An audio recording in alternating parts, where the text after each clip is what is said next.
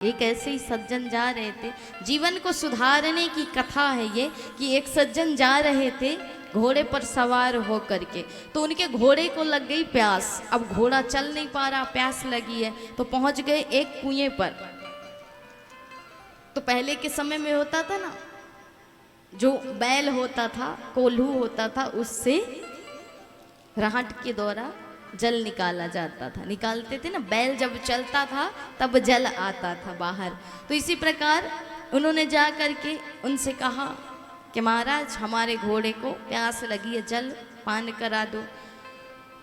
तो जो महाराज थे कुएं पर पान कराने लगे, अपने बैल को चलाने लगे। अब जब बैल चले तो जल आए, लेकिन जब बैल चलता है जल ऊपर आता है तो आवाज भी ठक ठक की चलती रहती है। ठक ठक की आवाज चले तो घोड़ा पानी ही न पिए, जल ही पान न करे। तो कहा महाराज इस बैल को कह दो कि कुछ समय रुक जाए तो हमारा जो घोड़ा है वो जल का पान करे। बोले महाराज यदि ये रुक गया तो जल आएगा ही नहीं, आएगा नहीं तो आपका घोड़ा पान कैसा करेगा। तो महाराज कहने का अर्थ ये है कि उस घोड़े की भांति हम लोग भी हैं। संसार की ठक ठक तो चलती रहेगी, लेकिन उसी में रह करके भजन करना है। आप सोचोगे कि ये बंद है जाए तब मैं उस घोड़े के भांति जल का पान करूं, तो संभव नहीं है। संसार की समस्याओं का कोई अंत ही नहीं है, ये अनंत है। जिस प्रकार भगवान की कथा उसी प्रकार संसार की व्यथा, दोनों का कोई अंत नहीं। इसलिए संसार में रहकर ही, इन संसार की समस्याओं से जूझ कर ही हमें भजन करना है और उसी में आनंद लेना है। हर प्रकार से भगवान की प्रसाद समझ करके उसे ग्रहण करना। कहा जाता है ना अक्सर कि भगवान जब आपसे रूठते हैं तो भगवान आपका धन नहीं लेते हैं, ना आपका धन लेते हैं, ना आपकी प्रॉपर्टी लेते हैं, ना आपकी संतान लेते हैं, ना आपका परिवार लेते। क्या लेते हैं? भगवान जब आपसे रूठें तो क्या लेंगे? अब समझ जाना कि भगवान मुझसे कब रूठे। जब जिस दिन आप सेवा करना, पूजा करना छोड़ दो तो समझ लेना कि अब भगवान मुझसे रूठ गए, क्योंकि भगवान को आपके धन संपत्ति से कोई मतलब नहीं है महाराज। इसलिए जिस दिन पूजा सेवा छूट जाए उस दिन सोचना कि अब भगवान मेरे मुझसे रूठ गए, अब मुझसे बात नहीं करना चाहते। इसलिए जीवन का एक ही लक्ष्य होना चाहिए कि परमात्मा को पाना है, किसी भी प्रकार पाना है। और उस परमात्मा को पाने का एक ही पासवर्ड है, वो है सिर्फ राधा का नाम। महाराज निरंतर उनका नाम जप करते रहना, क्योंकि ब्रज का हृदय है राधा।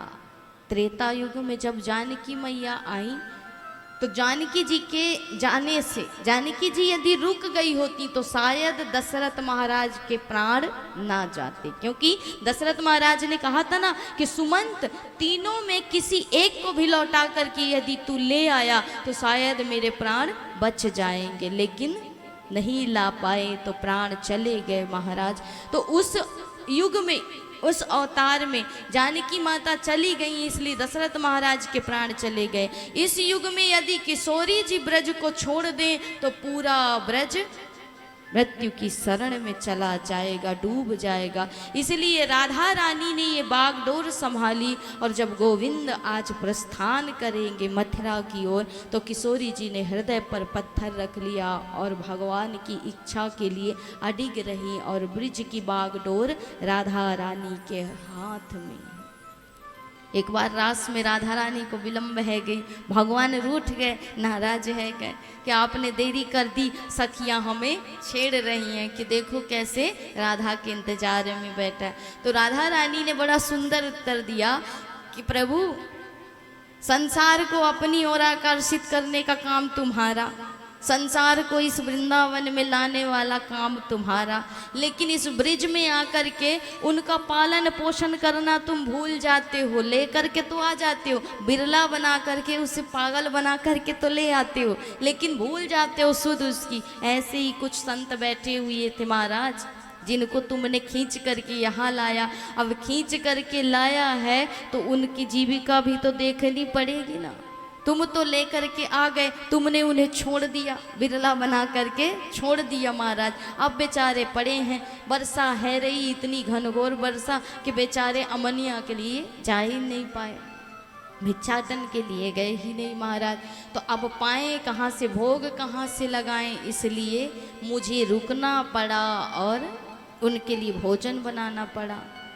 तो ठाकुर जी के गालों पर जैसे ही हाथ घुमाया तो दाल चावल राधा रानी के हाथों में लगे हुए थे।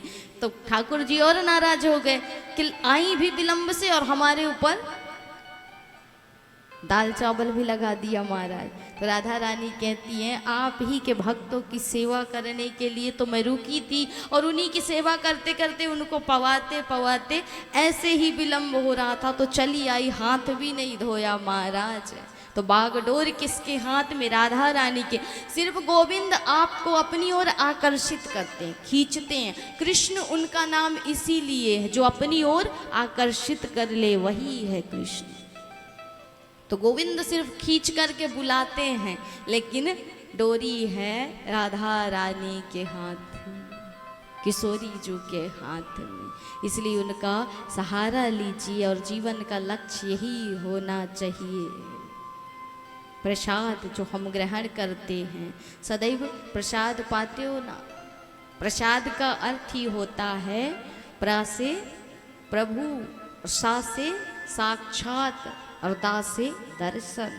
तो जो प्रभु के साक्षात दर्शन करा दे वही है प्रसाद, और वो है सबसे बड़ा महाप्रसाद राधा रानी का नाम। एक बार आश्रय ले कर के देखो, उनके चरण में जा कर के देखो। किसी ने हमसे पूछा कि हमारी तो भगवान सुनते नहीं, हमको पागल बना दिया और दर दर भटकाते हैं। हमने कहा आप भगवान नहीं सुन रहे, कन्हैया नहीं सुन रहे, तो एक बार बरसाने चले जाओ, राधा रानी को सुना दो, शायद सुन लेंगे। शायद नहीं महाराज, गारंटी है कि सुनेंगे।